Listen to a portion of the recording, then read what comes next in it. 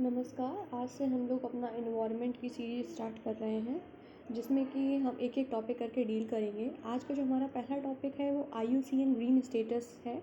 और जैसे हम लोगों ने सुना है कि IUCN की रेड लिस्ट होती है, इसमें वल्नरेबल है ना, क्रिटिकली इंडेंजर्ड, ये सारी चीज़ें होती हैं। टोटल 6 कैटेगरीज होती हैं। उसी तरह से ये होता है आपका IUCN का ग्रीन स्टेटस।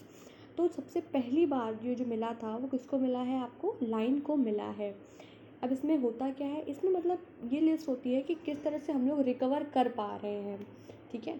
अब जो कैटेगरीज इसमें होती हैं वो आपकी होती है फुली रिकवरी होता है, स्लाइटली डिप्लेक्टेड होता है और आपका लार्जली डिप्लेक्टेड होता है। ये सारी कैटेगरीज होती हैं। तो लाइन इसमें जो है किस कैटेगरी में आता है? लार्जली डिप्लेक्टेड में आता है।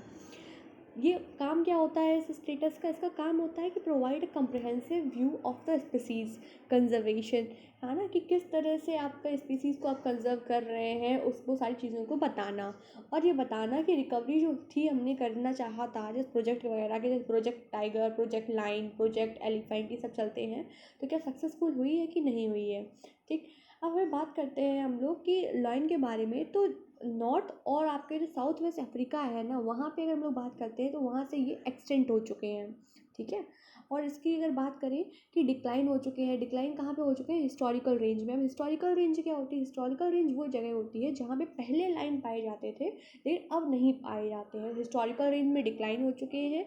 आपके नॉर्थ और साउथ वेस्ट अमेरिका जो है वहाँ पे क्या हो चुका है? एक्सटेंट हो चुके हैं। इसके अलावा और जो कंट्रीज़ हैं जहाँ पे प्रेजेंट में है लेकिन एक्सटेंट हो चुके थे लेकिन उन्हें कंजर्व कर लिया गया है, वो कौन कौन सी कंट्रीज़ हैं? वो है आपकी इंडिया, साउथ अफ्रीका और आपका west, south and central Africa. ठीक है। तो यहाँ पे क्या था? यहाँ पे मतलब एक्सटेंट हो चुके थे लेकिन ये जो आपके IUCN का ग्रीन स्टेटस दिखा रहा है कि इनको वापस से कंजर्व कर लिया गया है।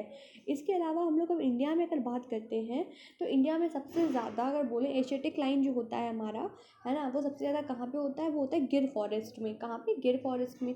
अब एक रीज़न है कि भाई गिर फॉरेस्ट में क्यों होता है, ऐसा क्या है वहाँ पे जो इतनी ज़्यादा गिर फॉरेस्ट इसी के लिए जाना भी जाता है ना।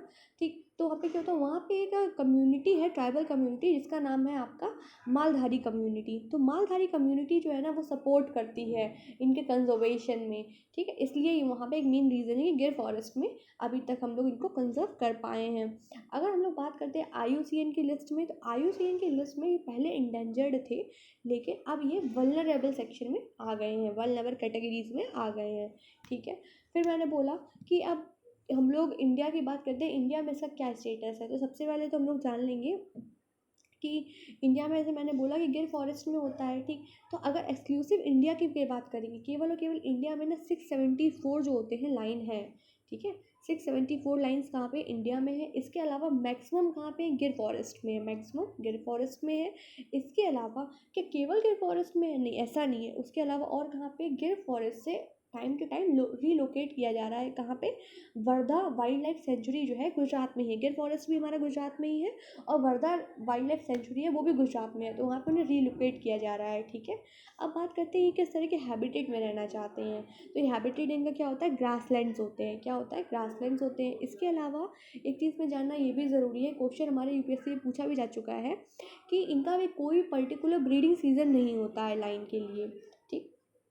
अब हमने बात कर ली एसिटिक लाइन की, तुमने बात कर ली कि ये जो एसिटिक लाइन थे पहले इंडेंजर्ड में थे, अब वल्नरेबल ग्रुप में आ गए हैं। ठीक है। अब हमने बताया कि अफ्रीकन लाइन के बारे में बात करते हैं। अफ्रीकन लाइन जो है वो भी वल्नरेबल ग्रुप में ही है। कहाँ पे? अब उनका भी क्या IUCN स्टेटस, अगर उनकी बात करेंगे तो वो भी वल्नरेबल ही है।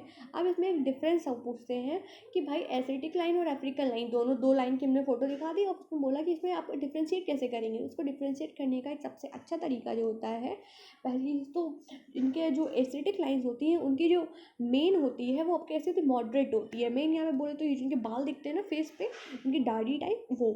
इसके अलावा इनका जो पेट होता है ना वो लटका हुआ होता है थोड़ा सा, as a comparison to the African line ये होता है। और इसके अलावा इनकी जो स्किन होती है ना वो लूज फोल्ड लॉन्गिट्यूडनल स्किन होती है। क्यों होती है? जिससे वो अपने खाने को ज़्यादा से ज़्यादा स्टोर कर सके। मतलब अगर कभी ऐसी सिचुएशन आए कि उन्हें अगर थोड़े दिन खाना ना मिले तो हाँ वो सर्वाइव आराम से कर सकते हैं। ठीक है। और ज़्यादा से ज़्यादा खाना को स्टोर कर सके। तो इनकी लूज फोल्ड लॉन्गिट्यूडनल स्किन होती है और इनका मैंने बोला कि और ये स्मॉलर होते हैं as comparison to the African line, ये स्मॉलर होते हैं। So it's all about the IUCN green status and especially of the line. Thank you.